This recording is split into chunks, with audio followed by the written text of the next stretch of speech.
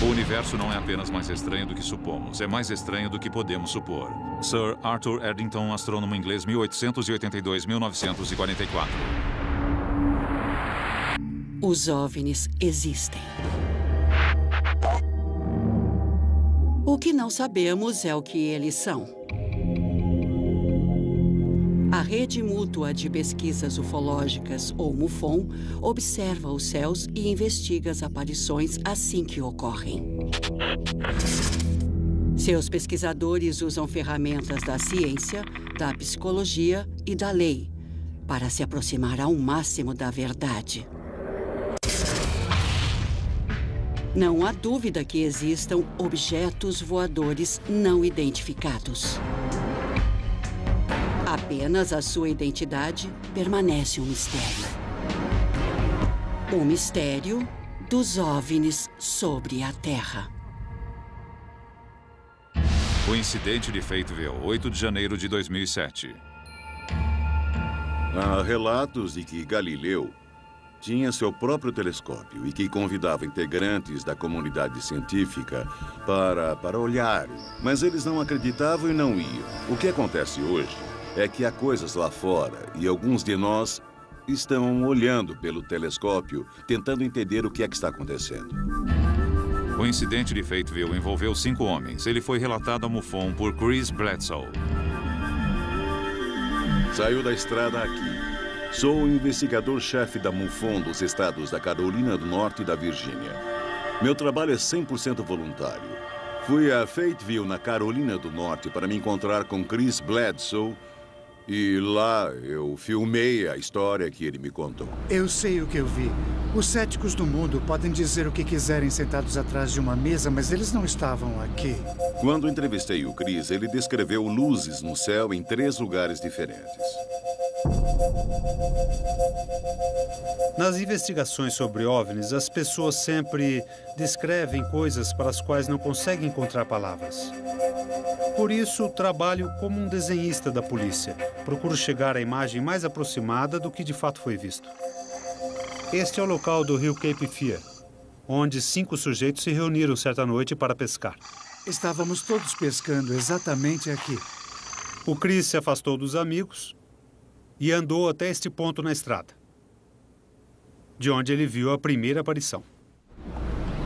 Olhando nessa direção, onde estão as árvores ali na frente, vê onde está aquela cabana? Sim. Era ali que eu estava.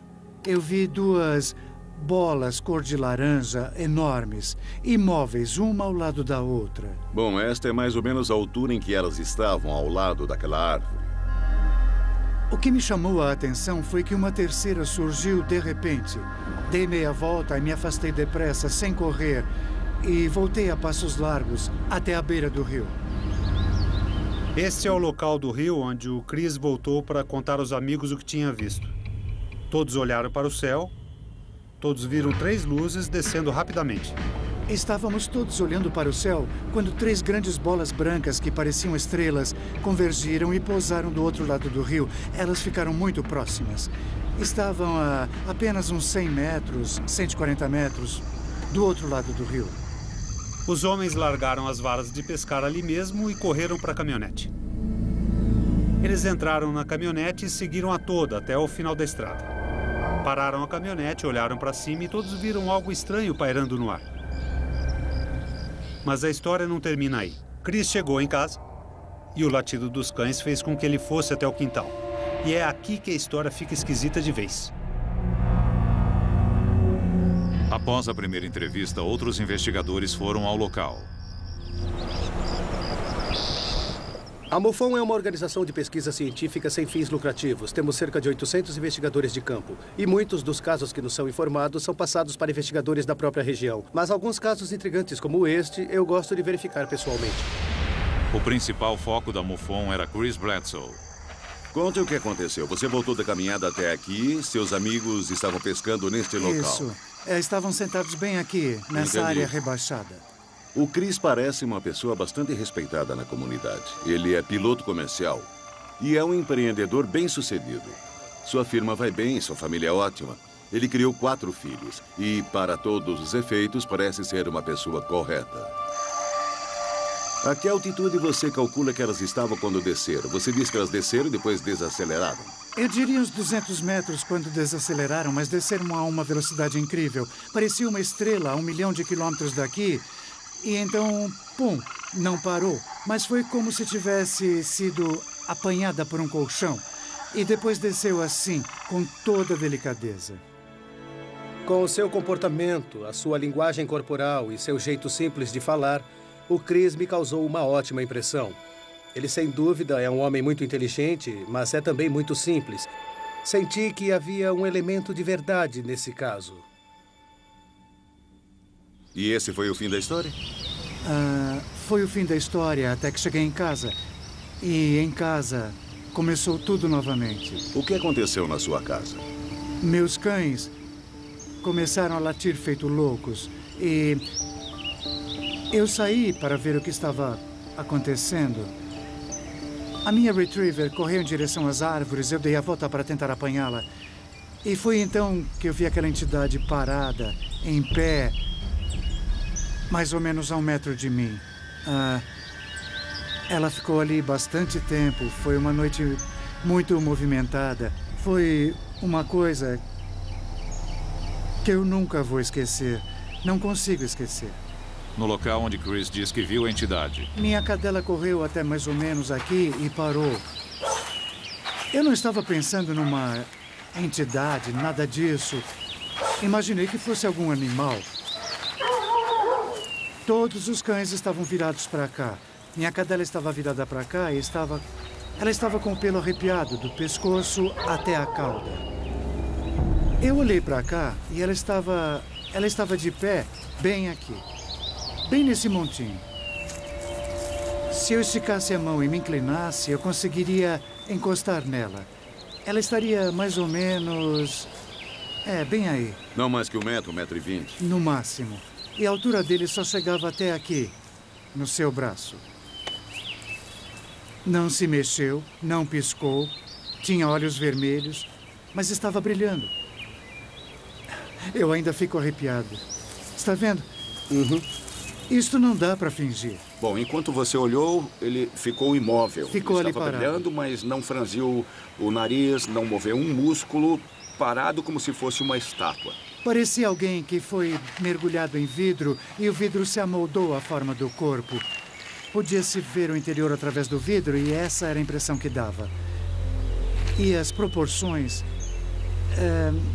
eram a de uma criança, uma pessoa pequena. Essas criaturas não têm a mesma aparência que os ETs de outros contatos imediatos que conhecemos desde crianças. Revestido de vidro com uma superfície brilhante que aparentemente recobria desde a cabeça até a ponta dos dedos. Por um segundo eu senti medo, fiquei parado pensando, tudo bem. Eu sou um adulto, se quiser me pegar, aqui estou, você me encurralou, não tenho como fugir. Para nós, esta foi uma parte importante da investigação, porque creio que, sabendo qual foi a sua reação, a maioria das pessoas vai acreditar nele. Você se movimentou? Eu não me mexi de jeito nenhum. Fiquei congelado. Continuei olhando para ele e ele para mim. Mas minha mente estava agitada, pensando... Se ele vai me pegar e pronto. Então me acalmei, relaxei. E... sabe... Naquele instante eu me senti em paz. E nessa hora, onde estava o cão? Vinha direto para a entidade, vinha nessa direção. E quando se aproximou, a coisa toda desapareceu. Chris, muito obrigado. Eu é que agradeço. Se você não se importa, vamos fazer uma avaliação. Tá, à vontade. O que você acha? Eu não sei. Indescritível, incrível. Ouvimos muitas histórias. São muitos casos envolvendo entidades, humanoides. Mas eu nunca soube de um caso em que a entidade ficou a apenas 1 metro da pessoa. Isso para mim é surpreendente. Nenhum sinal de movimento dos braços. Ficou ali parado olhando para ele. Uma criatura robótica ali parada que desapareceu do ar. No instante estava ali, no instante seguinte sumiu. A descrição que ele fez é consistente com o relato inicial que enviou a MUFON. Ainda estou digerindo o caso. Não sei o que pensar. Se ele estava mentindo, tentando nos enganar, por que não dar a mesma descrição que todos dão? Outro ponto interessante é que ele descreveu uma nave de formato e movimento muito assimétrico, sem um padrão específico. E Não estamos acostumados com coisas que não sejam simétricas, carros, aviões, barcos. As coisas que projetamos em geral são simétricas e metálicas, com certas características. Mas esta nave não tinha nada disso. Em 8 de janeiro, você viu várias luzes, globos e tudo mais. Mas eu gostaria de detalhes específicos sobre aquele ovoide que você viu. Era como se você amassasse uma bola até que ela ficasse com a forma de um ovo, como esse desenho aí, menor numa ponta e um pouco maior na outra. Então, o comprimento de cada lado era praticamente o mesmo. Era. Acha isso? Acho. Eu diria 2,5 metros, mais do que este pé direito. 2,5 metros é mais provável. E a que estava atrás? As de trás pareciam mais compridas. Certo. Era lisa na frente, essa parte tinha pontas e as traseiras lembravam um rabo de peixe. Eram uns 3 ou 4 na parte de trás. Rabo de peixe. Se fosse a descrição típica de uma nave, ou um disco, ou com forma de charuto, eu diria... Bom, esses casos nós temos as pencas. Mas a nave era muito fora do comum nesse caso. Então foi mais ou menos isso aqui que você viu. Eu ainda sinto calafrios, só de olhar. É um desenho, uma concepção artística, por assim dizer, mas serve como ferramenta de investigação. Pode ser que em alguma outra parte alguém diga, também vimos essa nave, também vimos esses seres. Este é um caso muito interessante, mas ao mesmo tempo muito difícil, porque não existem provas materiais e dependemos exclusivamente do depoimento de testemunhas. Por enquanto, só conseguimos entrevistar o Chris Pye. Mas havia outras 4 pessoas e eu gostaria de saber o que elas têm a dizer. Estima-se que 10.000 aparições de OVNIs sejam informadas todos os anos. A MUFON, Rede Mútua de Pesquisas Ufológicas, registra essas aparições, mas só investiga aquelas que considera dignas de crédito. A seguir, um relato de uma dessas investigações. O incidente de Fayetteville aconteceu em 8 de janeiro de 2007. O Chris disse ter visto 3 aparições distintas de OVNIs e que teve um contato imediato com um ET, mas ele não foi a única testemunha na ocasião. Procure se lembrar e me conte o que aconteceu naquela noite. Estava muito escuro e eu estava olhando para lá quando vi 2 globos, mais ou menos deste tamanho. Eles flutuavam no ar na altura da minha cintura. Eu só vi os 2 globos de um vermelho vivo, lado a lado. Onde eles estavam assim que você os viu? Ali no caminho que vem da estrada. Ali? E eles vinham bem... E eles estavam vindo nessa direção? Vinham bem devagar. Você viu os globos indo naquela direção? Entrando no mato do lado esquerdo, em frente, bem perto do rio. De repente, eu não vi mais os globos, só vi umas criaturinhas que estavam saindo do mato. Entrevistamos Chris Jr. para saber se ele poderia corroborar a história do pai. Mas ele não estava na margem do rio. Ele estava bem mais afastado e teve o seu próprio contato imediato. Você não precisa ir até lá, apenas me mostre mais ou menos onde estava. Eu estava aqui. Tente descrever o que viu. Estava muito escuro, mas elas eram criaturinhas pequenas, bem magrinhas. Eu consegui ver a silhueta, mas não o que elas vestiam. Com o Júnior foi um pouco diferente. A impressão mais forte que o Chris Jr. me deu foi de uma angústia avassaladora. Ele parecia bastante perturbado, com muitos conflitos internos. A noite estava enluarada? Estava, e estrelada também. Não sabíamos se aquilo realmente havia acontecido ou se ele estava inventando para corroborar a história do pai. Por isso, achamos importante conversar com as outras 3 testemunhas que estavam presentes na ocasião e descobrir o que elas viram. Então, o Chris chegou. Foi um pouco difícil, mas conseguimos encontrar os outros 3 e filmar o que eles tinham a dizer sobre o evento. E o que eu vi pareciam estrelas muito brilhantes. Elas estavam espalhadas sobre as árvores.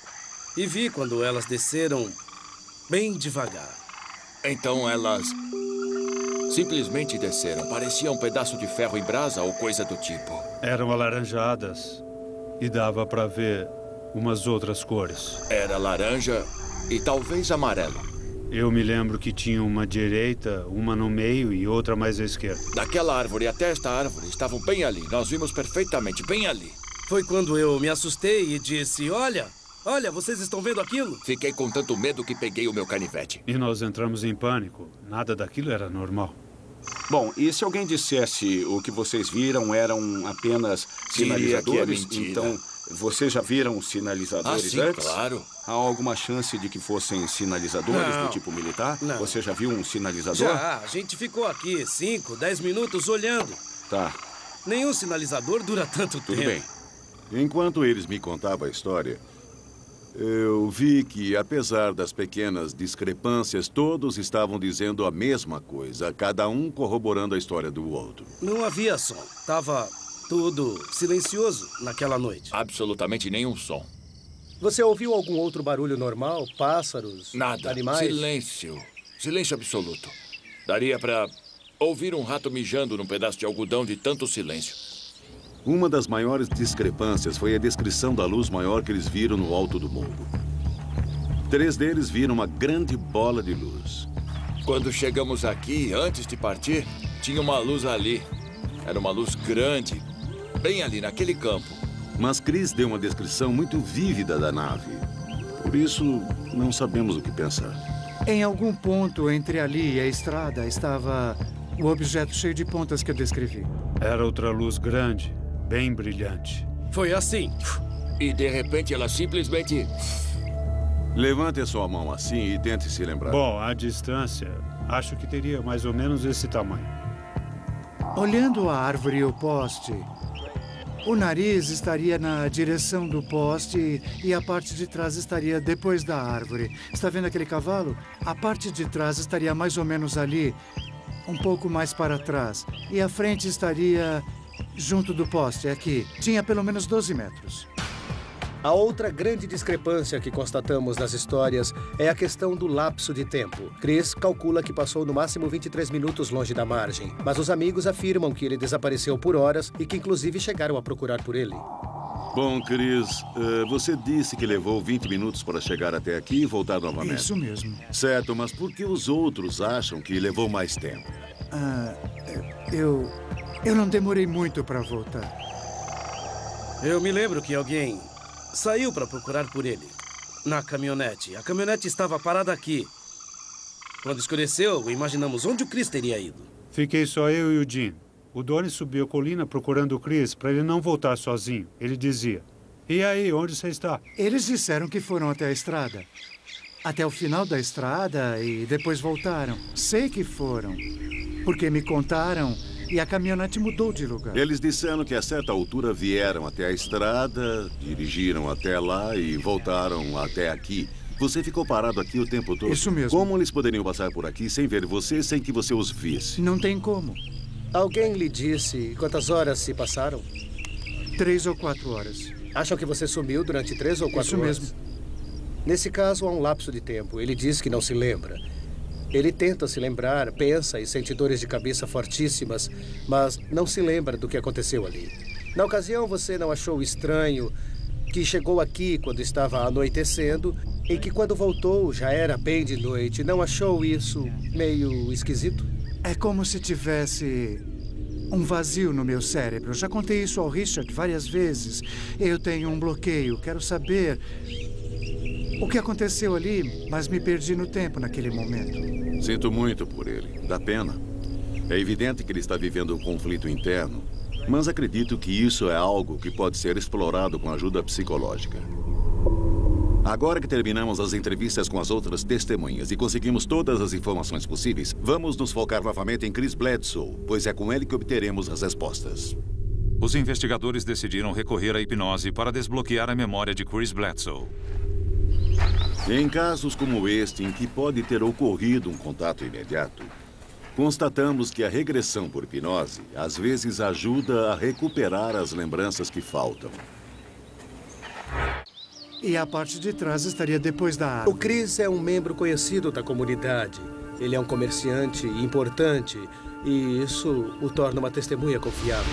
O incidente de Fateville transformou-se de aparição em suposto contato imediato com uma aparente abdução.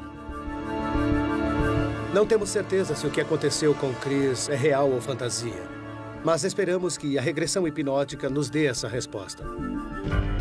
Numa regressão hipnótica, o cliente é colocado num estado de inconsciência, por vezes chamado de transe. E o psicólogo pode então conversar com o indivíduo e extrair informações do subconsciente dele. Você está no controle. Eu vou apenas ajudar você a se concentrar. O Dr. Michael O'Connell é psicólogo formado em Harvard, com 15 anos de experiência.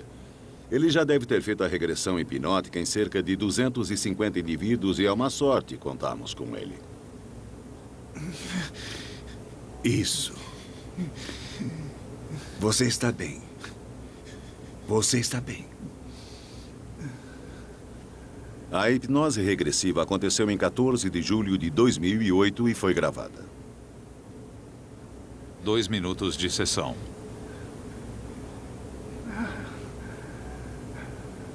Aonde vamos? Tentei me esconder, mas não pude.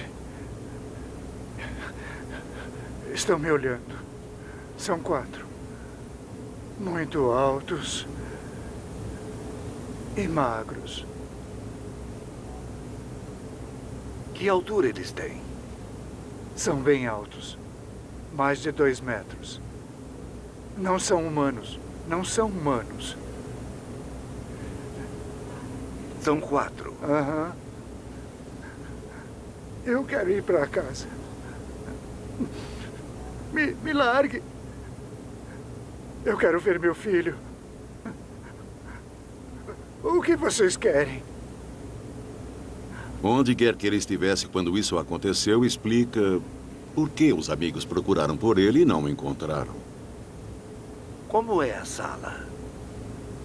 É redonda, é escura. E em alguns pontos eu consigo ver luzes, controles, mas nenhum movimento, nada. Vamos lá, Michael. Continue e force ao máximo. Eles dizem por que você foi escolhido? Aham. Qual foi o motivo? Eles são meus guardiões. Está cuidando de você? Aham. Do seu bem-estar? Aham. Sempre que eu fico triste, eles aparecem. Eu sei que andei triste. Por isso vocês vieram. Aham. São os mesmos que você viu mais tarde no quintal? São os filhos deles. Os filhos deles? Aham. Eles saíram para brincar. No seu quintal? Tem razão. Essas são as coisas de rotina. Eles entraram na sua casa? Entraram. Hoje, definitivamente, olhamos do outro lado do espelho. Já vi fitas assim antes, mas esta é uma das melhores. Até em Fim da cima, sessão. você sente nas nádegas, nas costas. O que você acha? Bem, Eu fui abduzido? há muitas semelhanças. Infelizmente, você não é o único do mundo. Você nos contou praticamente tudo o que queríamos saber. É. Sério? É. Você foi muito bem. Nossa. Muito bem. Você vai ver, eu vou lhe mostrar. O que estamos assistindo aqui com o Chris é muito compatível com um cenário de abdução. Obviamente explica o lapso de tempo. Eu posso voltar? Também explica por que o amigo pegou a caminhonete e foi até o morro onde ele estava, mas não o encontrou. A certa altura você falou sobre os pequenos. Disse que eles haviam saído para brincar ou coisa assim. Isso foi engraçado. Você disse, deixaram que saísse para brincar. Você disse no seu quintal. Eles estavam brincando no seu quintal. Esta realmente foi uma semana e tanto. Foi uma montanha-russa de emoções. E agora eu acredito que vamos começar as análises para tentar determinar que rumo dar à investigação daqui para frente. Todos os investigadores da MUFON são voluntários. Eles são profissionais de várias áreas, como investigadores de polícia, designers gráficos e engenheiros aeronáuticos. e trazem suas habilidades para cada investigação. Onde estamos? Eu quero ver meu filho.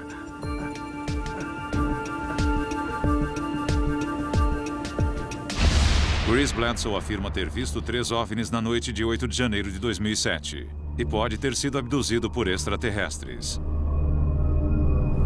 Estão olhando para mim. São 4. Eles não são humanos. Não são humanos. Na tentativa de reavivar a experiência de Chris, criamos uma animação que ele vai assistir. Queremos que ele nos diga se ela dá uma ideia precisa. Esta é a primeira. Aqui seria quando vocês estavam à margem do rio e viram as luzes chegando. Que tal? Foi quase isso. A terceira esfera deveria estar junto com a da esquerda. Quer que eu volte um pouco, Chris? Não, pare aí. Quando cheguei à estrada, eu estava olhando para lá. Estava escurecendo. Assim mesmo. Havia uma aqui, nesta altura. Esta outra estava parada bem aqui. A outra veio daqui e, num piscar de olhos, parou pouco acima dessas árvores aqui. O fato de que o Chris conseguiu apontar as discrepâncias na animação e mostrar como ajustá-las deu ainda mais credibilidade ao seu depoimento.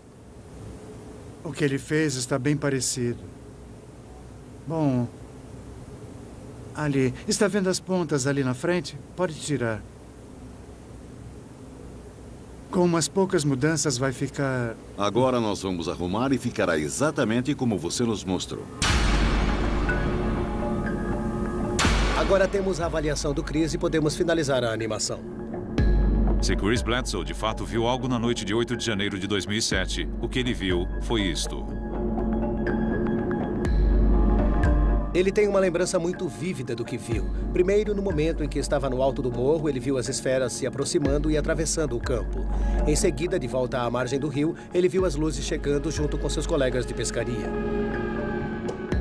Depois, todos eles entraram na caminhonete e voltaram ao alto do morro, onde viram a estranha nave com os espetos. E por último, ele correu para casa, onde teve um contato imediato com o extraterrestre. Sua insistência em contar esta história desgastou muito a sua família. Isso mudou todo mundo em casa. Pela primeira vez na vida deixamos de ser abertos. Evitávamos fazer as refeições juntos. Fiquei com vergonha de contar qualquer coisa a alguém e passei a negligenciar, a evitar alguns dos meus familiares de propósito. Tem sido muito intenso, muito estressante, tem sido horrível. Na verdade, quer saber? Meu casamento, minha família quase chegaram ao fim por causa disso tudo. Tem sido difícil, mas ainda não foi uma catástrofe. As mudanças dramáticas no comportamento deles, o estresse que causou na vida da família é uma das principais confirmações de que algo aconteceu.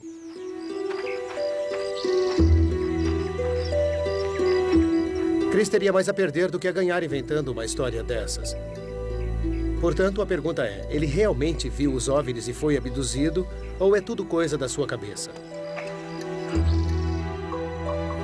Debbie, sou James Carrion. Oi, James. É um prazer conhecê-la. Bledsoe, sua família e os investigadores precisavam da opinião de um especialista. É possível diagnosticar se há algum elemento de tendência à fantasia,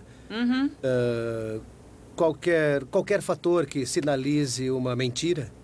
Vou fazer uma entrevista detalhada com ele e tentar obter o máximo possível de informações. Os transtornos de personalidade que eu estaria procurando num caso como este seriam algo como o transtorno da personalidade narcisista, tendência à fantasia ou até mesmo personalidade antissocial. Debbie, Oi. este é Chris Bledsoe. Muito prazer. E esta é Ivone, Oi. esposa dele. Oi, Ivone. Como Muito vai? prazer. Prazer é meu. Eu estava mesmo interessado em saber se ele apresentava algum sinal desses transtornos de personalidade que indicariam que tudo não passava de uma fraude. A Debbie é assistente social psiquiátrica. Ela leciona na Universidade de Maryland. Conversa com ela honestamente, diga o que pensa e acho que vai dar tudo certo. Entre, fique à vontade. Obrigada. O primeiro teste é uma avaliação. Fazemos uma entrevista geral. A pessoa está ansiosa, está deprimida. A partir dessa entrevista bem estruturada, montamos o diagnóstico. O outro teste é o MMPI-2, que é uma avaliação de personalidade. Quais são as características gerais, como ele se vê no mundo, como reage em várias situações. Decidimos que esses 2 testes seriam os melhores. Você, em algum momento, já se sentiu profundamente deprimido? No ano de 2001, na época das eleições, eu perdi $2 milhões. Porque eu tinha 27 casas que ficaram paradas 1 ano e meio no mercado. Eu fiquei muito deprimido. Mas eu nunca contei à minha família o quanto eu fiquei estressado. Eu preferi poupá-los. E para mim foi um momento muito difícil. E você sempre teve consciência de quem você é?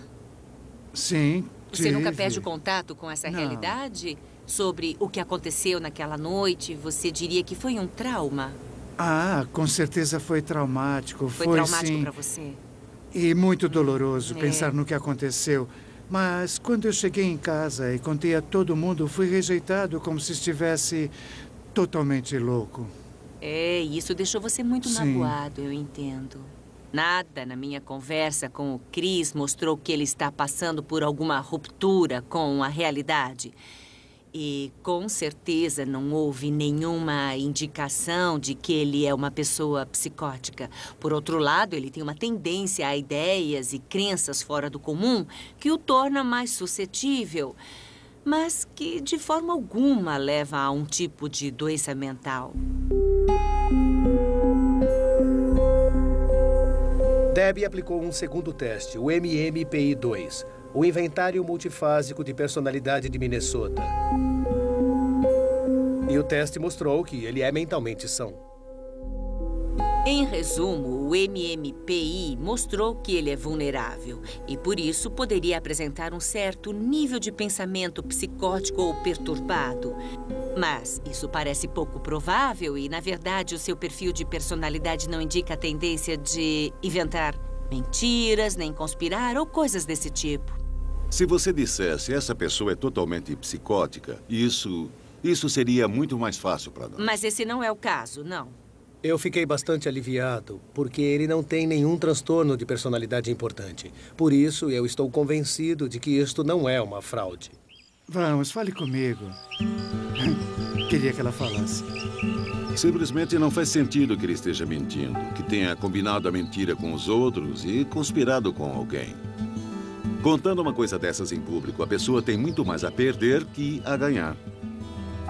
Mas, no fim das contas, é a palavra dele de que viu essa criatura. E, por isso, ele tem que passar pelo detector de mentiras. O que aconteceu na noite de 8 de janeiro de 2007? Pareciam estrelas. Aos nossos olhos eram estrelas. Chris Bledsoe e mais 4 pessoas realmente viram 3 OVNIs. Como uma invasão, entende? Foi exatamente isso que nós pensamos. Bledsoe foi realmente abduzido? Como é a sala? Luzes. Controles. Como este caso é baseado no relato de uma testemunha, nós usamos o detector de mentiras para saber se Chris disse a verdade. Oi, Ivone. Oi, Steve. Oi, Chris. Oi, Steve. Como vai? Tudo bom? Tudo. É bom ver vocês. O detector de mentiras mostra se você está dizendo a verdade ou mentindo. Uma mentira é uma mentira, eu suponho. Isso O mesmo. detector de mentiras depende muito da interpretação do operador. Por sorte, temos o Bob Derdak, que é aposentado do FBI. Ele era encarregado da unidade na Carolina do Norte e é muito respeitado nessa área. Contei que é um teste para os puros de coração. Se está com o coração tranquilo e sendo sincero, dá tudo certo. Caso contrário, seu corpo vai mostrar isso e você não vai se sair bem. Geralmente é o que acontece. Olá, como vai? Olá. Tudo Olá, bem? sou Steve McGee, da MUFON. Steve, Bob Durdeck, como vai? Como vai? Chris, Bledsoe. muito prazer. O prazer é meu. Steve, muito obrigado. Sim, senhor. Chris não tem qualquer receio em fazer o teste. Inclusive, ele já havia dito isso no seu relato original. Por isso, nós estamos confiantes de que ele vai se sair bem com o detector de mentiras. O verdadeiro detector de mentiras nesta equação é você, porque você é o único que sabe a verdade e vai dizer a este instrumento aqui o que está acontecendo dentro do seu corpo. E isso é o que nós vamos usar para determinar se você está sendo sincero ou não. Então, passe isto aqui pela barriga e se incline um pouco para frente. Eu vou puxar aqui por trás. Passei meses com medo de falar e ser ridicularizado. Mas decidi desabafar de uma vez ou acabaria ficando louco. E o mundo tem que saber que é real. É real. Estou pensando que, se ele passar, vai facilitar muito as coisas. Vamos ficar menos tempo por aqui. Eu já sofro de ansiedade de qualquer jeito mesmo. Então, procure ficar o mais relaxado possível. Pronto? Sim, senhor. Estamos começando o teste. Seu primeiro nome é Christopher? Sim. Existe qualquer coisa no seu passado que ponha em dúvida sua honestidade e integridade? Não. Você inventou qualquer uma das informações a respeito do que viu no céu na noite em questão? Não. Você conspirou com alguém para fornecer informações falsas sobre o que aconteceu na noite em questão? Não. Você inventou alguma das informações sobre a entidade que disse que viu na noite em questão? Não. Como resumiria o resultado? Bom, eu diria que ele não passou. As respostas enganosas que ele deu se concentraram nas coisas que ele realmente viu naquela noite. Então ele não foi sincero quanto à entidade? Eu acho que não. Sobre o que ele disse a verdade? É difícil dizer. Qualquer coisa que eu diga vai ser especulação. Especulação. Tudo que ele disse é mentira? Não dá para saber pelo detector de mentiras. Isso se descobre com a investigação, com as informações colhidas. E, em algum momento, tudo deve se encaixar. Você inventou alguma das informações sobre o que viu no céu na noite em questão? Qual foi a pontuação dele? Bem, pela pontuação numérica, ele seria inconclusivo. As respostas que aparecem como enganosas são sobre ver a entidade. Ele repetia: nem eu tenho certeza quando me lembro se realmente vi ou não, mas eu sei que vi. Ele não disse explicitamente que era tudo mentira, mas que a parte sobre a entidade refletiu negativamente no detector de mentiras. E acabei fazendo 2 séries. Embora eu tenha ficado muito desapontado, eu, no fundo, tentava me convencer, não se precipite. Todas as provas devem ser pesadas e, por fim, o que conta é em quem você acredita. Fundamentalmente, foi negativo. O operador disse que ele não foi sincero. Ele foi neutro quanto aos globos cor de laranja, foi neutro quanto às luzes no céu. Acho que ficamos todos um pouco desapontados. E pelo relacionamento que desenvolvi com o Chris, eu senti que deveria conversar mais vezes com ele. Seria a chance dele de confirmar ou de negar. Ele iria manter a sua história ou talvez até admitir abertamente. Tudo bem, rapazes, vocês me pegaram. A MUFON anualmente investiga, em média, 5.000 aparições de OVNIs, das quais aproximadamente 85% são descartadas como erro de identificação de fenômenos naturais, atividades humanas ou fraude deliberada. 15% permanecem sem explicação. Grace Bledsoe não passou no teste do detector de mentiras sobre seu suposto contato com extraterrestres. Chegou o momento em que os investigadores da MUFON contariam a ele sobre o resultado. Ficamos realmente preocupados. Queríamos conversar com você para saber a sua reação. Tudo bem. Foi um momento constrangedor, porque eu iria contar a ele sem rodeios e ver o que ele responderia. A pergunta sobre a entidade foi o que gerou preocupação. Tá certo. Em resumo, o resultado com relação à entidade foi negativo. Tá. Quero ajudar você a entender tudo isso. Foram momentos de tensão, de desconforto, porque sabíamos que ele ficaria constrangido, mas tínhamos que saber o que ele iria dizer. Eu conheço minha mente. Lembram que eu disse que é como se fossem 2 partes? Uma parte interior me diz que aquilo aconteceu. E há uma parte exterior que diz... talvez sim, talvez não. Mas eu sei o que eu vi. Eu sempre tenho pesadelos com isso. Não sai da minha cabeça. Estava lá, juro pela minha vida. Foi difícil não acreditar nele. Ele foi muito sincero e firme no que estava dizendo. Bom, eu sei o que eu vi. Na minha mente não tem nenhuma dúvida do que eu vi. O que essa máquina diz, eu não sei. E não me importa. Mas eu sei o que vi. E fico repassando isso várias vezes na minha mente porque é difícil de acreditar. Ele jamais voltou atrás. E foi muito sincero. Para mim, a história é válida.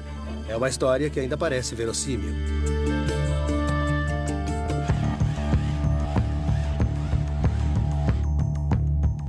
Passado tudo isso, Chris continua insistindo que viu 3 OVNIs e que teve contato com extraterrestres em 8 de janeiro de 2007. A animação nos deu uma descrição muito vívida do objeto. Podemos checar nossos arquivos para saber se mais alguém viu uma aparição semelhante.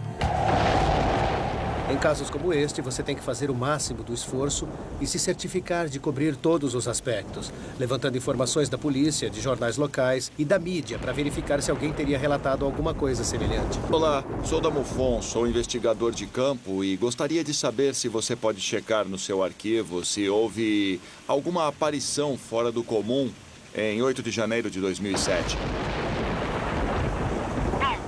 A partir de janeiro de 2007, eu não encontrei qualquer caso na região. Contatamos bases militares da região, aeroportos, procurando alguém que tivesse relatado ou visto alguma coisa, e não encontramos nada. No nosso sistema de gerenciamento de casos, na época do caso de Bledsoe, eu encontrei um relato em 9 de janeiro de 2007. Um dos aspectos interessantes do caso Bledsoe é a descrição que Chris fez da nave no alto do morro. O que nos chamou a atenção quando verificamos os arquivos da MUFON foi que encontramos um caso semelhante de 2001 em Wisconsin, no qual a nave que foi vista era praticamente idêntica à que Chris descreveu. O formato de ovo, as pontas, inclusive, quando coloquei as duas lado a lado, fiquei surpreso com a semelhança. Descreve praticamente a mesma coisa que as testemunhas do caso em que estamos trabalhando agora. 2 casos em regiões diferentes do país e em épocas diferentes, nos quais as naves são tão semelhantes, é muito impressionante. Agora que temos essa outra aparição em Wisconsin, a questão é: isso é uma coincidência? É uma fantasia coletiva? Ou as pessoas realmente viram o mesmo objeto em 2 estados diferentes? Com base na diferença de época, tenho que dizer que as pessoas viram o mesmo objeto. O que vamos fazer? Passar por cima? Vamos falar sobre uma conclusão para um evento desses. A realidade é que, trabalhando num caso como este, nunca se tem uma solução nítida. Temos vários indícios, muita informação, muitos testemunhos e nunca saberemos com certeza o que aconteceu. É muito frustrante não conseguirmos reunir os dados necessários para provar que alguma coisa realmente aconteceu. Mas, ao mesmo tempo, sabemos que isso está acontecendo. Sabemos que as pessoas estão passando por experiências assim. E realmente seria negligência não investigar. Não podemos simplesmente ignorar. São coisas que estão acontecendo com as pessoas todos os dias. Elas estão vivendo essas experiências. Queremos estar presentes, não só para tentar entender o que está acontecendo, mas para poder provar que tudo seja real.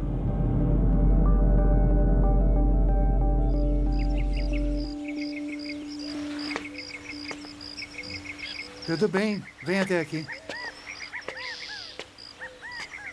O que você acha? Eu não sei o que pensar. Não sabe? Chris Jr. e seu pai passaram por uma experiência que alterou a realidade. Creio que este caso mostra que estamos lidando com um fenômeno verdadeiro.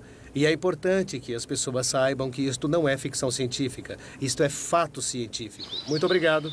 De nada. Foi difícil, mas deu tudo certo. Até logo, amigo. Obrigado, Richard. A gente se vê. Até logo. Obrigado. É pior se você não fala. Porque não passa tudo o que eu vi. E um dia, todo mundo irá saber a verdade. Um dia. Versão brasileira, DPN Santos.